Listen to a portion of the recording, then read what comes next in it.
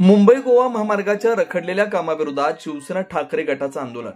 मुंबई गोवा महामार्गाच्या रखडलेल्या कामाविरोधात शिवसेना उद्धव बाळासाहेब ठाकरे पक्षाच्या वतीनं आज रास्ता रोको आंदोलन करण्यात आलं।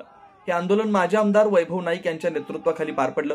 शिवसेनेनं वारंवार या रस्त्याबाबत आवाज उठवलाय, मात्र सत्ताधाऱ्यांनी याकडे दुर्लक्ष केलं।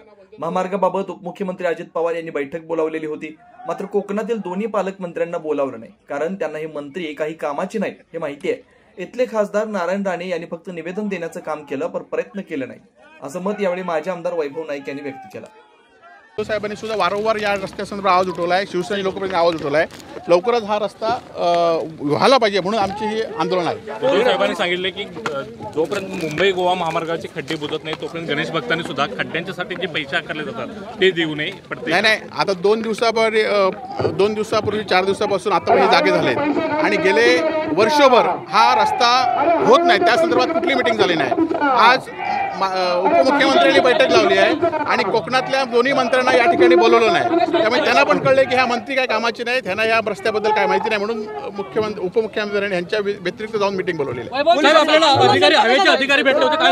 आंदोलन हे रस्ता पूर्ण मुंबई गोवा महामार्ग आंदोलनाचे 2 विषय आहेत। एक विषय रस्ता अर्धवट आहे आणि दुसरा विषय आहे की मुंबई गोवा महामार्ग पूर्ण झाला पाहिजे आणि 98% पूर्ण झाला म्हणजे एकीकडे सांगतायत, परंतु सिव्हिल कामं त्यामध्ये 4 उड्डाणपूल आहेत, अनेक ब्रिज आहेत, ही सगळी कामं अपुरी आहेत असं मान्य करतायत। त्याचबरोबर 2025 मध्ये एक टेंडर रिवाइज केलं, म्हणजे नवीन ठेकेदाराला दिलं आहे, म्हणजे तो ठेकेदार आता 2 महिन्यात पूर्ण करणार आहे का, म्हणजे त्याला अजून 1 वर्ष व 2 वर्ष मुदत आहे, त्यामुळे हा रस्ता वर्षभर सुद्धा पूर्ण होणार नाही।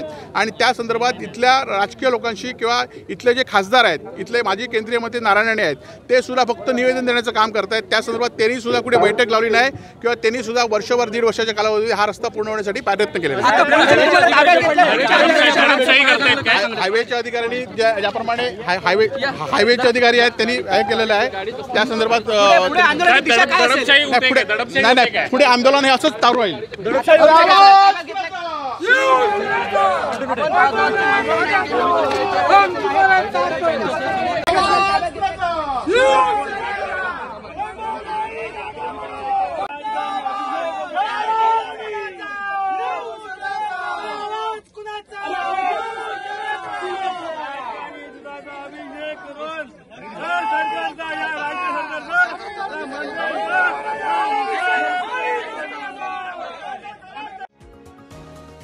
तुम्ही पाहत आहात विस्टा न्यूज मराठी।